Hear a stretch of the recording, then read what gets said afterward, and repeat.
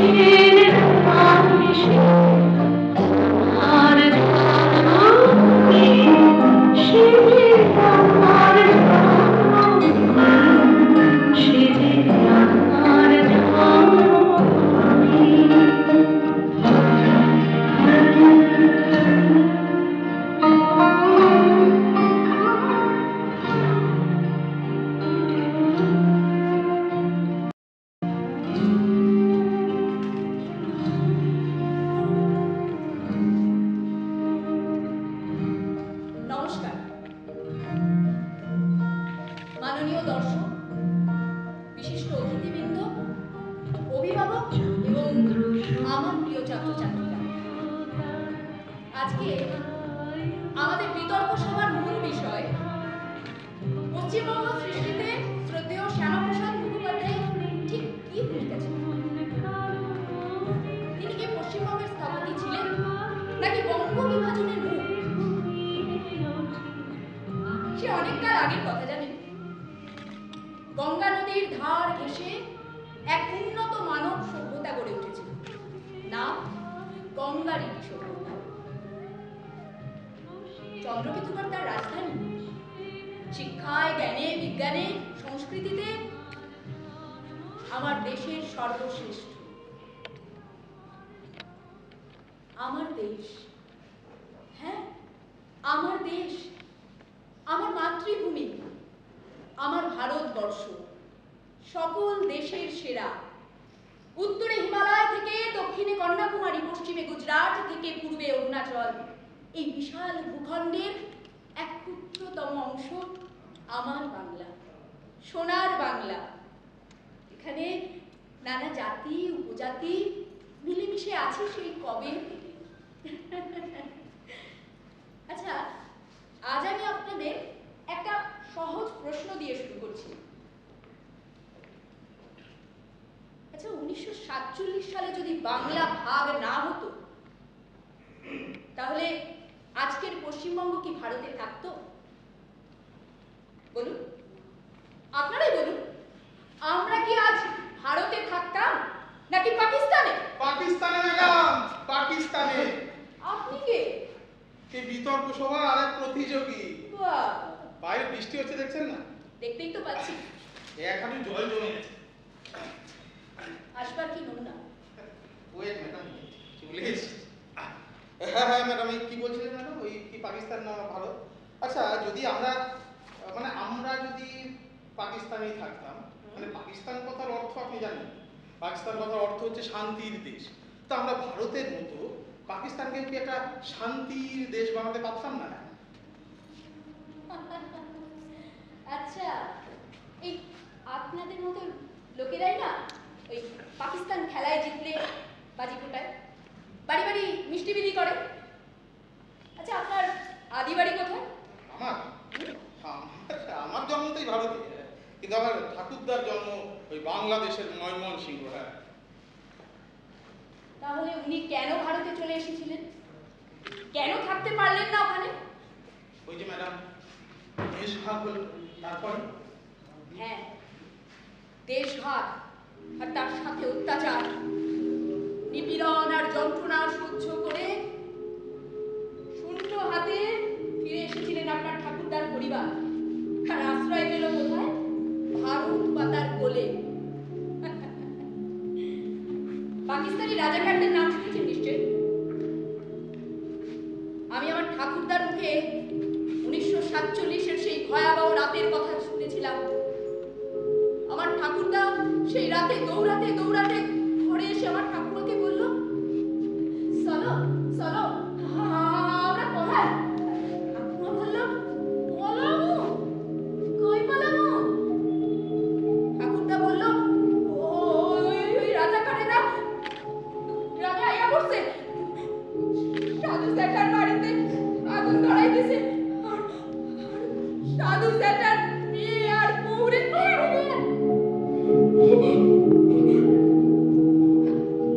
চলো চলো আমরা পলাই।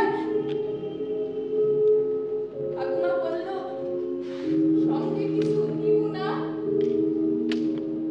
ঠাকুরদা বলল, খালি পড়ানটা।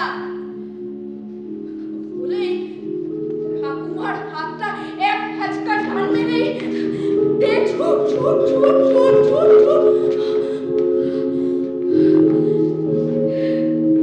একেবারে ভারতে।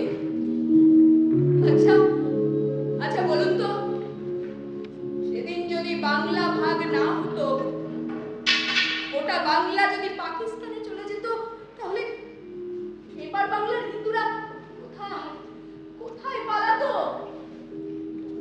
না ম্যাডাম, আমি ঠিক তা মনে করি না। আর আপনি কি বললেন, ওই যদি বাংলা ভাগ না হতো? আচ্ছা, এসব যদি নাকি এদিকে ইতিহাসের বিচার করা যায়, নাকি ইতিহাসের বিচার করতে হয় বাস্তবতা? আর সেই বাস্তবতা হলো ওই যে আপনি বললেন, সেই বাস্তবতা হলো দেশভাগ। সেই বাস্তবতা হলো সেই ট্র্যাজেডি যেখানে যেখানে ভাই তার বোনকে হারিয়েছিল, মা তার ছেলেকে হারিয়েছিল, বন্ধু তার বন্ধুকে হারিয়েছিল। সালটা কল্পনা করুন ম্যাডাম, 1946-47। কি চলছে তখন আমাদের এই বাংলায়? কি চলছে? আচ্ছা আচ্ছা, আমি আপনাদের ওই সময়টাকে আর একটু ভালো করে ধরিয়ে দিচ্ছি। আমার কাছে আছে, ওই জীবনানন্দ দাশের কবিতা। বিতর্ক সবাই কবিতা কেমন নয় ম্যাডাম, কেমন নয়? জীবনানন্দ দাশ রবীন্দ্রনাথের পরে বাংলার অন্যতম শ্রেষ্ঠ কবি। কি বলছেন জীবনানন্দ, আপনি শুনুন। হ্যাঁ, উনি বলছেন যে বাংলার লক্ষ্য গ্রাম নিরাশায় আলোহীনতায় ডুবে নিস্তব্ধ নিস্তেজ। সূর্য অস্ত চলে গেলে যেমন সুখে সে অন্ধকার খোপা বেঁধে নিতে আসে, কিন্তু কার হাতে? আলু লাইত হয়ে চেয়ে থাকে, কিন্তু কার তরে? হাত নেই, কোথাও মানুষ নেই। বাংলার লক্ষ্য গ্রাম রাত্রি একদিন আলপনার পটের ছবির মতো সুহাস্যা, পটল চেরা চোখের মানুষই হতে পেরেছিল প্রায়। নিভে গেছে সব। এইখানে নবান্নের ঘ্রাণ ওরা সেদিনও পেয়েছে, নতুন চালের রসে রৌদ্রে কত কাপ এ পাড়ার বড় মেজ ও পাড়ার দুলে বইদের ডাক শাঁখে উড়ে এসে সুধা পেয়ে যেত। এখন টু শব্দ নেই।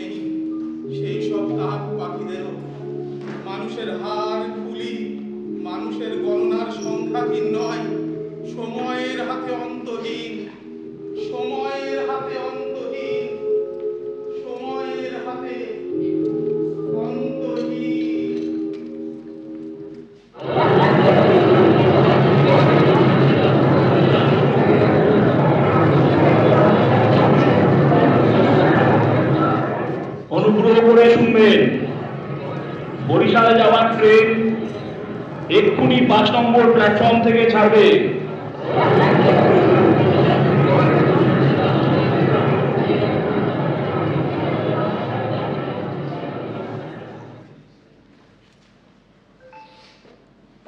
তুই সত্যি চলে যাবি?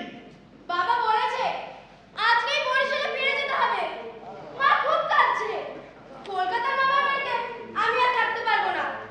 তুই চলে গেলে আমি কার সাথে কাছে গুলি খেলবো? কে আমার সাথে পুকুরে কাগজের নৌকা ভাসাবে? এই পুঁতিটা মনে আছে? তুই মেলায় পছন্দ করে দিয়েছিলিস, মামা কিনে দিলাম। এটার সঙ্গে করে আমি বরিশালে নিয়ে যাচ্ছি।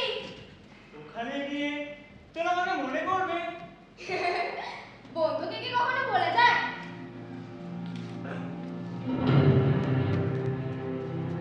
সবাই এত ভয় পাচ্ছে কেন? জানি না। ওরা বলছে দাঙ্গা লেগেছে, চারিদিকে আগুন, দেশভাগ হবে নাকি? আচ্ছা দেশভাগ মানে কি? দেশভাগ মানে কি বন্ধুদেরও ভাগ হয়ে যাওয়া?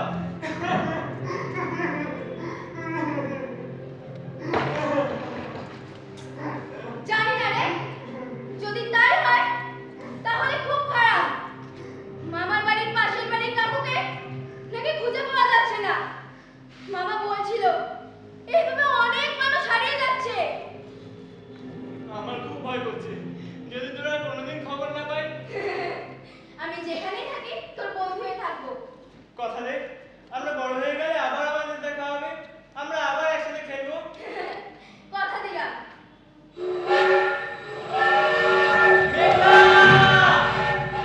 যদি তোকে কেউ জিজ্ঞেস করে তোর বাড়ি কোথায়, বলবি বাংলায়। আর যদি তোকে কেউ জিজ্ঞাসা করে তোর সবচেয়ে আপন কে? কমু একখান মাইয়া যে ট্রেনে কইরা বরিশাল চলে গেছে, আর আমি মরে গেছে আজীবন।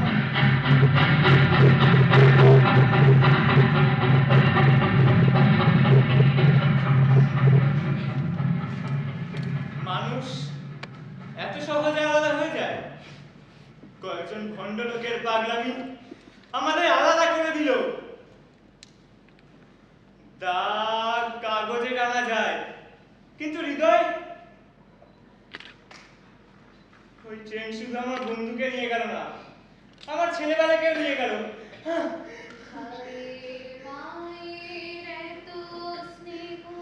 কোথায় গেলে পাবে কেউ ওমা তোমার চরণ দুটি বুকে আমার ধরে আমার এই দেশেতে জন্ম যেন এই দেশেতে মরে এমন দেশটি কোথাও খুঁজে পাবে না গো তুমি সকল দেশের নাম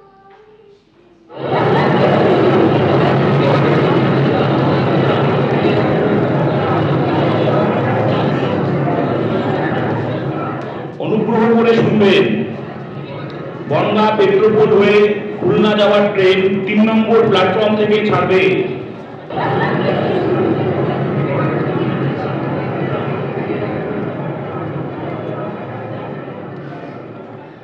এত মানুষ কেন রাস্তায়? এত পুলিশ? জানি না, কিছু জানি না। শুধু একটুখানি জানি আমার আর ইতিহাস পরীক্ষা না দেওয়া হইল না। আমি আছি দশের মিলে যাব। কলেজে স্যার বলেছে বাংলা নাকি ভাগ হয়ে যাবে, আর জিন্নারা পুরো বাংলায় পাকিস্তান মারা হারাবে। তুই চলে যাবি?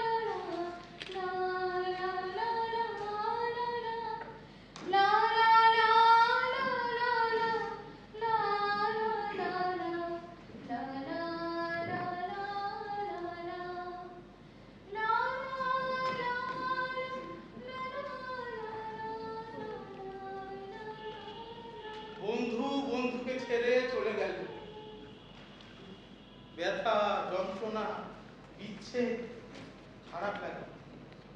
একটা কথা বলুন তো ম্যাডাম, দেশ আগে নাকি বন্ধু আগে? একটা পাউরুটির টুকরোকে আমরা দুভাগে ভেঙে ফেলতে পারি, কিন্তু একটা দেশকে কি ভাঙা যায়? আর সবচেয়ে খারাপ লাগে কখন জানেন? যখন জানতে পারি ডক্টর শ্যামাপ্রসাদ মুখার্জির মতো মানুষও এই দেশভাগকে সমর্থন করেছিলেন। উনি দেশভাগ চাননি, বরং উনি পূর্ব ও পশ্চিম দুই বাংলাকেই ভারতে রাখতে চেয়েছিলেন। কিন্তু যখন দেখলেন মুসলিমদের জন্য আলাদা দেশ পাকিস্তান তৈরি হয়ে যাওয়া প্রায় নিশ্চিত হয়ে যায়, তখন তিনি প্রশ্ন তোলেন, তাহলে মুসলিম সংখ্যাগরিষ্ঠ অঞ্চল যা পাকিস্তানে আর হিন্দু সংখ্যাগরিষ্ঠ জনসংখ্যা ভারতে, তিনি মাউন্টব্যাটেনকে ভোটাভুটি পর্যন্ত টেনে আনেন। সর্দার বল্লভভাই প্যাটেল, নেহেরু, কমিউনিস্ট লিডার জ্যোতিবাবুকে তিনি বোঝাতে সক্ষম হন কেন দরকার এই ভাগ। এগুলো সব অযৌক্তিক ছিল। যুক্তি হয়তো ছিল ম্যাডাম, যুক্তি হয়তো ছিল, কিন্তু তার ফলে যে হলো উল্টো। পুরো বাংলার একটা তীব্র সাম্প্রদায়িক মেরুকরণ। আর এই গোটা বাংলা ডক্টর শ্যামাপ্রসাদ মুখার্জিকে চিনেছিলেন কেবল হিন্দু মহাসভার এক নেতা হিসাবে। হ্যাঁ হ্যাঁ, সেই হিন্দু মহাসভার নেতাই কলকাতা বিশ্ববিদ্যালয়ের উপাচার্য হয়ে ইসলামিক ইতিহাস ও সংস্কৃতি বিভাগ চালু করে। সংখ্যালঘু ছাত্রছাত্রীদের জন্য তিনি নানাভাবে সাহায্যের হাত বাড়িয়ে দেন, এমনকি অর্থমন্ত্রী থাকাকালীন ওদের জন্য নানা সুযোগ সুবিধাও দেন। আর একটা ইনফরমেশন আপনাকে দিই, আমাদের প্রাণের কবি কাজী নজরুল ইসলাম, তিনি যখন পক্ষাঘাতে শয্যাশায়ী, একের পর এক আপনজন তার কাছ থেকে সরে যাচ্ছে, ঠিক সেই সময় তিনি আর্থিক সাহায্য নিয়ে পাশে এসে দাঁড়িয়েছিলেন।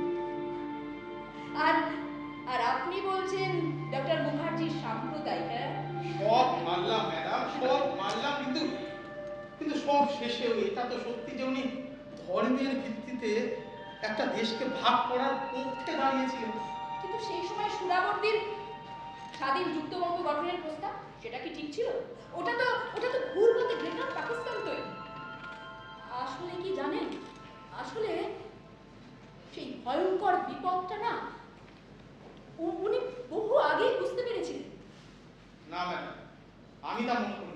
আমি মনে করি দুই বাংলা যদি আমরা এক থাকতাম না, তাহলে একতা রক্ষা করা যেতই। হ্যাঁ, আমরা হিন্দু মুসলমান হাত ধরাধরি করে একসাথে এক পথে হাঁটতে পারতাম না। কি করে পারতাম? কারণ ওদের প্রস্তাবে ঠিক হয়েছিল স্বাধীন যুক্তবঙ্গের প্রধানমন্ত্রী সবসময় একজন মুসলিমই হবে। আর একতা, 1946-47 সালের ইতিহাসকে যতই আমাদের ভুলিয়ে দেবার চেষ্টা করা হোক না কেন, আমরা কেউ কি সেটা ভুলতে পেরেছি? জিন্নার সেই ভয়াল ডাক কলকাতার রাস্তা জুড়ে আর্তনাদ, হাহাকার, কান্না, চিৎকার, বাঁচাও, বাঁচাও,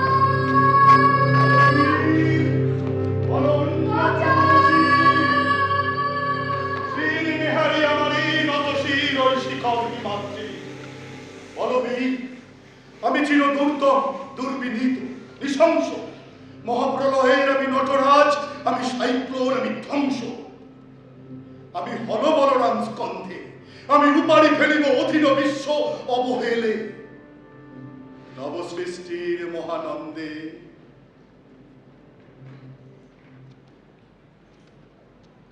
আমি শ্যামাপ্রসাদ মুখার্জি।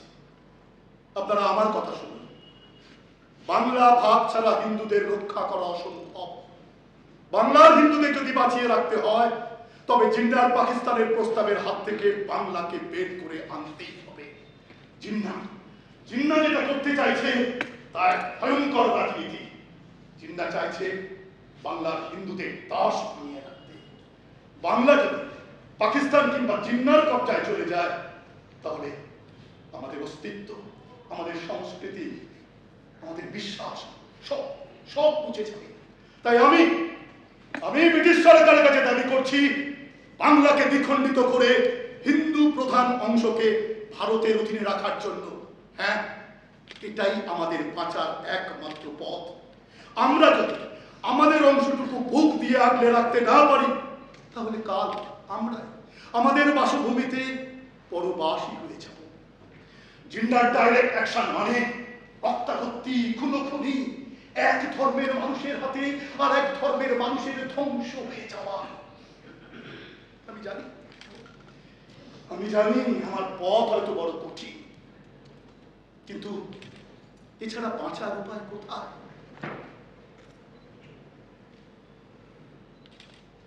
এই মাটি আমার মাতৃভূমি। এর সম্মান আর নিরাপত্তার জন্যই আমার এই লড়াই। বাংলাকে বাঁচাতেই হবে। হিন্দু বাঙালিদের তার নিজের ভিটেতে মাথা উঁচু করে বাঁচতে দিতে হবে।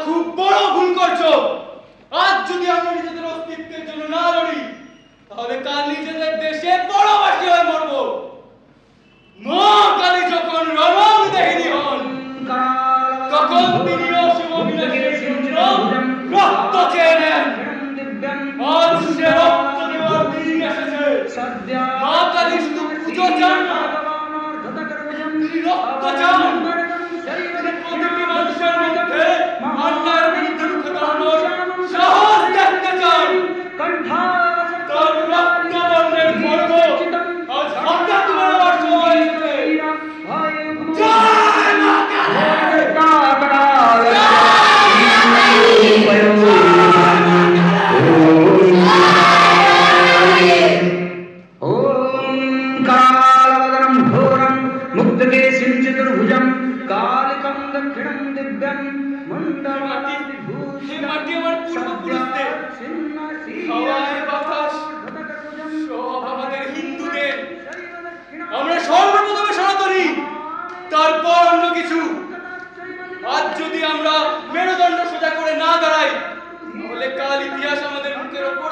ফেলবে। যুদ্ধ হলে রক্ত ঝরবে আমি জানি। সেই রক্তে আজ পবিত্র হবে আমার এই জন্মভূমি। আমি গোপাল মা কালীর চরণে প্রতিজ্ঞা করছি, যতক্ষণ আমি বেঁচে আছি, যতক্ষণ আমার শেষ নিঃশ্বাস চলছে, এই বাংলার 1 ইঞ্চি মাটিও বিধর্মীদের হাতে যেতে দেব না। আসুক ওরা, আমিও দেখবো কি হয়। আমিও আজ ওদের দেখাবো। বাঙালি হিন্দু শুধু পুজো করতে জানে না, প্রয়োজনে অস্ত্র ধরতে জানে। জয় মা কালী!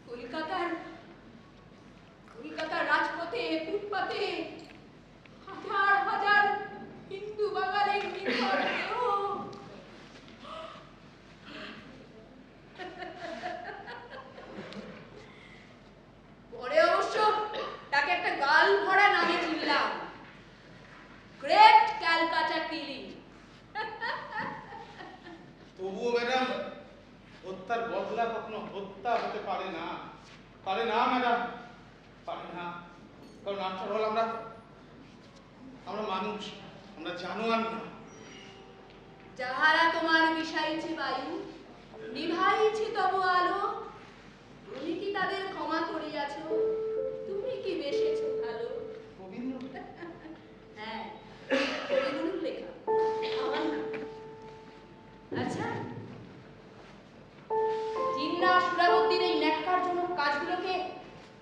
আপনি ক্ষমা করতে পেরেছেন?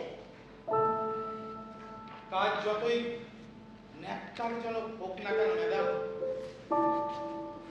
সবার শেষে একটা শান্তিপূর্ণ শেষ দরকার হয়। শান্তিপূর্ণ শেষ মানে শান্তি প্রস্তাব?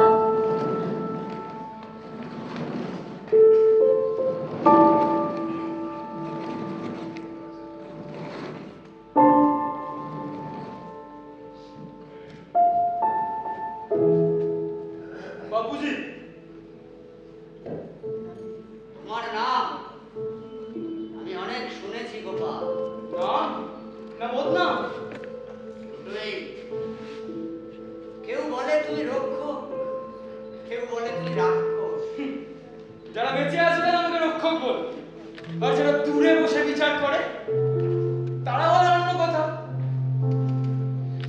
হিংসা দিয়ে শান্তি আনা যায় না। শান্তি? যখন ঘরের মা বোনেদের রাস্তায় টেনে হিচড়ে বার করা হচ্ছিল, যখন সাধারণ মানুষের ঘর পোড়ানো হচ্ছিল, তখন শান্তি কোথায় ছিল বাপুজি? তোমার কষ্ট আমি বুঝি গোপাল। না বাপুজি, ক্ষমা করুন। যে নিজের চোখেই দেখেনি সে কোনোদিনও বুঝতে পারবে না। আমি দেখেছি। মায়ের পেট ছিঁড়ে ভ্রূণ বের করে কিভাবে ঠেকাতে মেরেছিল ওরা। আমি শুনেছি অসহায় মায়ের আর্তনাদ।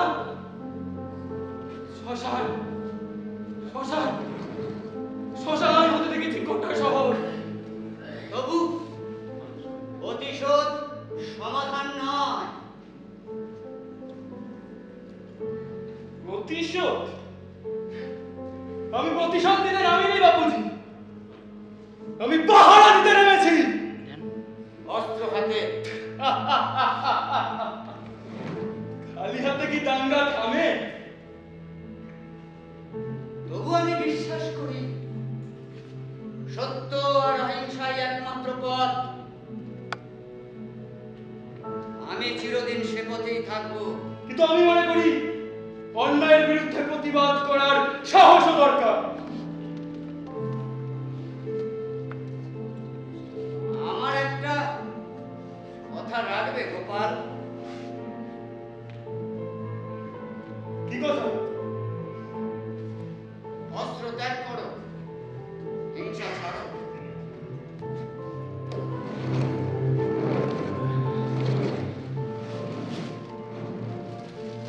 হিংসা ছাড়ো গোপাল।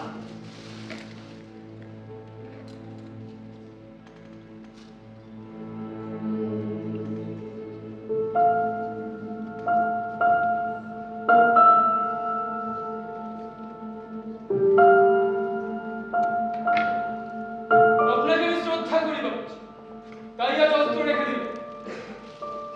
আমি খুব খুশি হলাম গোপাল। কিন্তু একটা কথা বাপুজি, বলো। যদি আবার দেখি কোনো মায়ের অসম্মান হচ্ছে, যদি আবার দেখি কোনো সাধারণ মানুষের ঘর পুড়ছে, তাহলে যদি আমার কাছে ছোট আলপিনও থাকে, তা দিয়েই আমি তাদের রক্ষা করব। রক্ষা করো, কিন্তু দেখো ঘৃণা যেন তোমাকে হ্রাস না করতে পারে।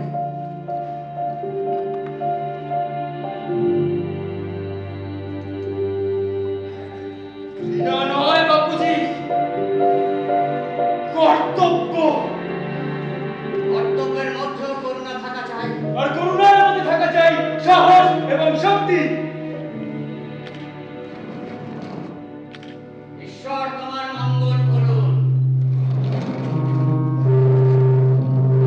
মাতাজি আপনার সহায়, মাতাজি আপনার সহায়।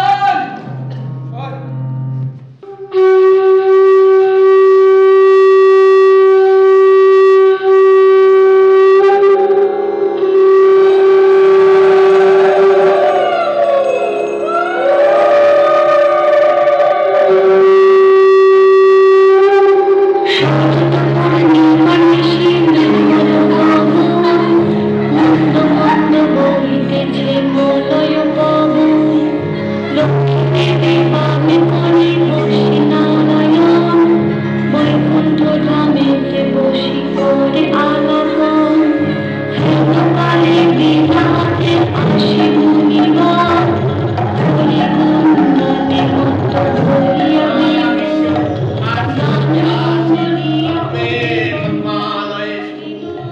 सर्वत्र त्राहिमं देवी महालक्ष्मी नमस्तुते नमा विश्वरूपस्य वज्रासि पद्मे पद्मालये शुभे सर्वत्र पाहि मां देवी महालक्ष्मी नमस्तुते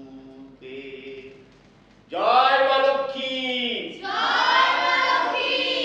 মা লক্ষ্মী কেবল ধনের দেবী নয়, তিনি শ্রী করুণা আর শান্তির প্রতীক। ধর্ম মানুষকে সত্য, সংযম আর পরের মঙ্গল করতে শেখায়। আর যে ধর্ম নিরপরাধ মানুষের অকল্যাণ চায়, সে ধর্ম নয়, সে মানুষের এক অন্ধকার। ঠাকুর মশাই! ঠাকুর মশাই! ঠাকুর মশাই! ঠাকুর মশাই! ঠাকুর মশাই! ওরা আসছে, আমাদের ঘর বাড়ি সব পুড়িয়ে দিয়েছে। ওরা সব দরজা জানলা ভেঙে ঢুকে পড়ছে। মা রক্ষা করো, মা রক্ষা করো। হিরাবাদ চারদিক থেকে এই পুজো বন্ধ কর। নিরস্ত্র মানুষকে আঘাত করে তুমিও বাঁচতে পারবে না। কর, চুপ কর তবে। তুমি যা করতে চলেছ, ইতিহাসে নিষ্ঠুরতাকে কখনো ক্ষমা করবে না। ধর্ম মানুষকে বাঁচাতে শেখায়, ঘৃণা ঘৃণা কখনো মানুষকে বাঁচাতে পারে না। এই বাংলা আমাদের, আমরা আনুগত্য চাই।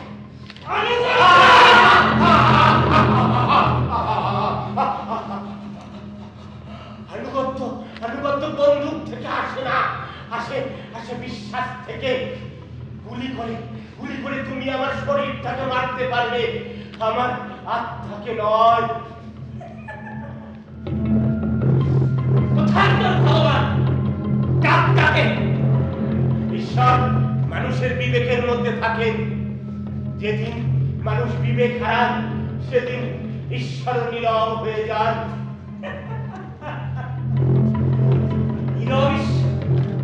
নীরব ঈশ্বর তোকে বাঁচাবে। আমি নিজের প্রাণের জন্য প্রার্থনা করছি না, আমি প্রার্থনা করছি যেন তোমার হৃদয়ে এক মুহূর্তের জন্য করুণা জাগে। করুণা দুর্বলদের অস্ত্র না, করুণা সবচেয়ে বড় শক্তি। হত্যা করতে সাহস লাগে না, কিন্তু ক্ষমা করতে সাহস লাগে। বিসমিল্লাহির রহমানির রহিম।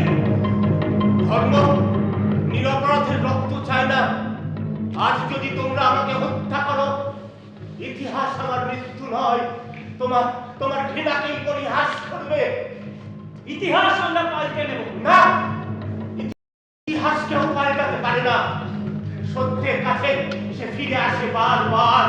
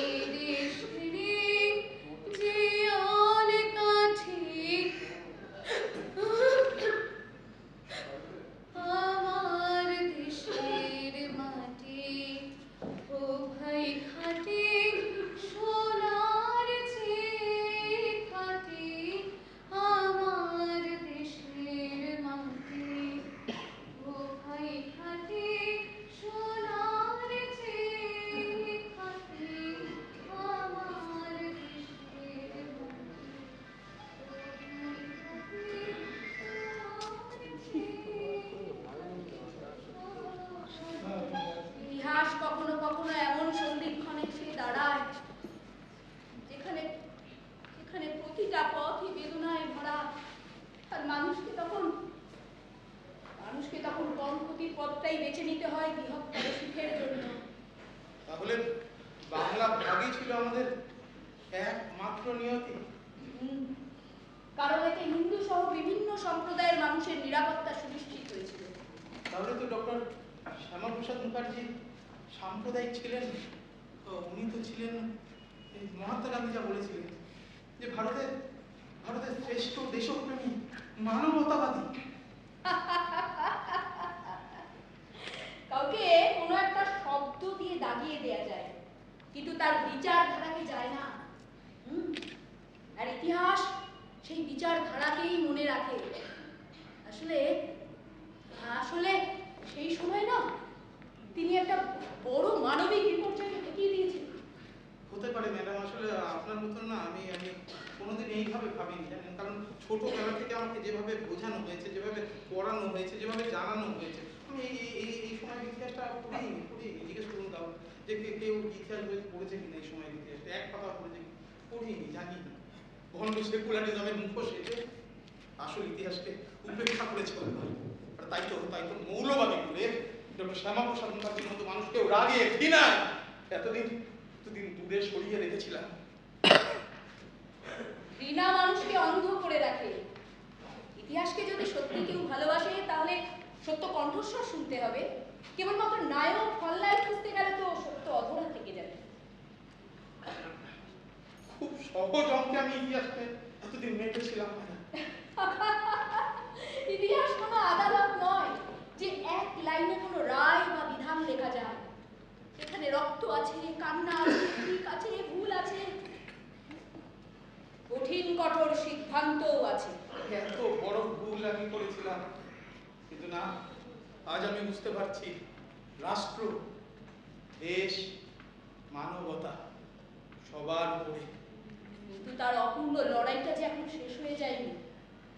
শত সমালোচনা, ব্যথা, বেদনা, যন্ত্রণা সহ্য করেও তিনি দাঁড়িয়েছিলেন এই অখণ্ড ভারতের অতন্দ্র প্রহরী হয়ে।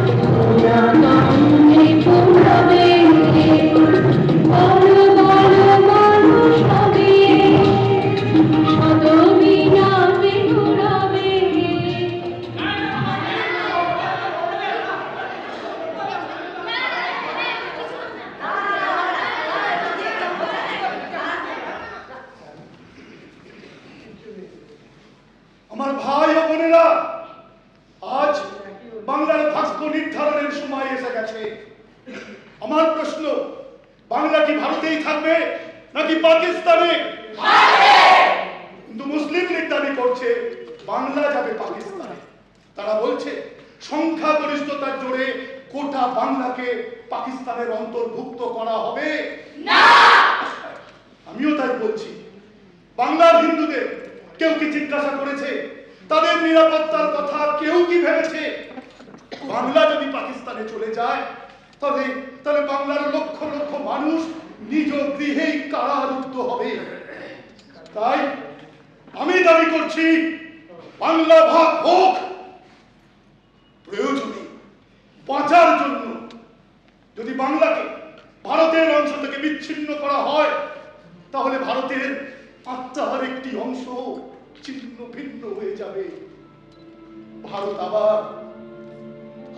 পরাধীন হয়ে যাবে, আবার পরাধীন হয়ে যাবে, আবার পরাধীন হয়ে যাবে। একটু চুপ করুন না, কথা বলছেন কেন? দাদা, আপনার কথা শুনতে কেউ এখানে আসেনি, চুপ করুন।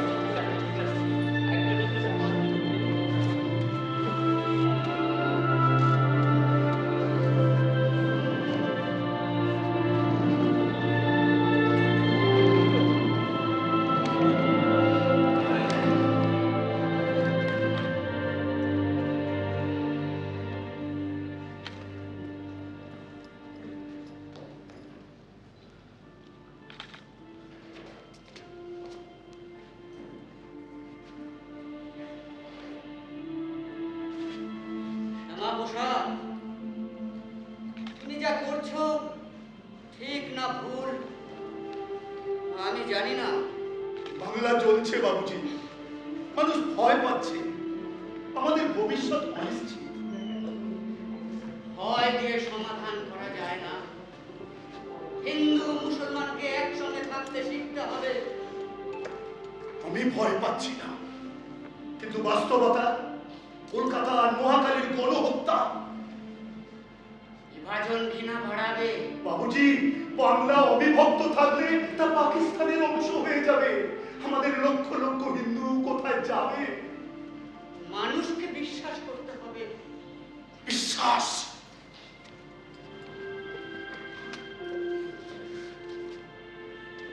বিশ্বাস? হ্যাঁ, নোয়াখালীর গণহত্যার পরেও এদের বিশ্বাস?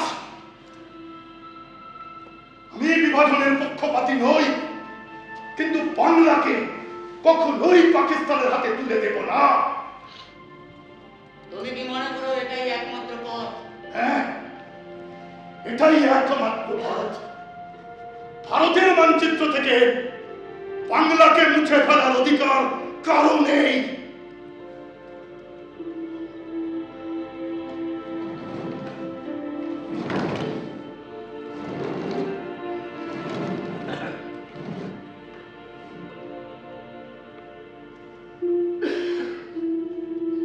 শ্যামাপ্রসাদ, আমি তোমার কষ্ট বুঝি। বাবুজি, বাবুজি, তাহলে একবার বোঝার চেষ্টা করুন, যে ভারতবর্ষে বাংলা থাকবে না, সেই বাংলাহীন ভারতবর্ষ আপনি কল্পনা করতে পারেন?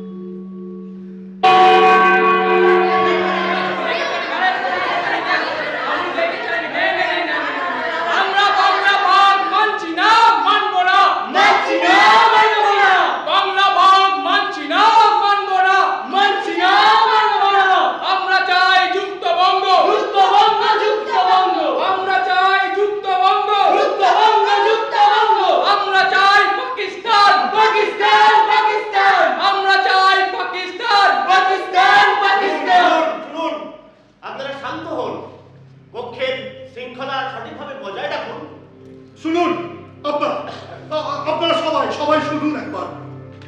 আজ আমরা এক ঐতিহাসিক সন্ধিক্ষণে এসে দাঁড়িয়েছি। দেশ ভাগের বাস্তবতা যখন আমাদের দোরগোড়ায়, তখন কিছু ভণ্ড মানুষ অখণ্ড বাংলার স্বপ্ন দেখিয়ে গ্রেটার পাকিস্তান তৈরি করতে চাইছে। তাই আপনাদের কাছে আমি জিজ্ঞাসা করছি, কলকাতা, বিহার, নোয়াখালীর সেই আর্তনাদ আপনারা কি ভুলে গেছেন? যেখানে ধর্মের নামে অমানসিক অত্যাচার চালানো হয়েছে, সেইখানে একই সরকারের নিচে হিন্দুদের রক্ষা করা কি সম্ভব? বলুন, সম্ভব? বুঝুন, আপনারা বোঝার চেষ্টা করুন, একবার বোঝার চেষ্টা করুন। বাংলা যদি অবিভক্ত থেকে যায়, তবে তা পাকিস্তানের অংশ হয়ে যাবে। আমাদের কাছে বিকল্প কোনো পথ নেই। আমরা আমাদের নিজেদের অস্তিত্ব রক্ষার জন্য আমাদের সংস্কৃতি ও মান মর্যাদাকে রক্ষা করতেই হবে। এই বাংলাকে ভারতের অংশে রাখতেই হবে। তাই আমি দাবি করছি, বঙ্গভঙ্গ হোক। আমরা আমাদের ভূমি চাই, আমাদের নিরাপত্তা চাই, আমাদের ভারত মাতার কোল চাই। এই বিভাজন আমাদের পরাজয় নয়, এই বিভাজন আমাদের অস্তিত্ব রক্ষার একমাত্র পথ। শুনুন, আপনারা শুনুন, আপনারা ভারত ভাগ করছেন, আমি পাকিস্তান ভাগ করলাম।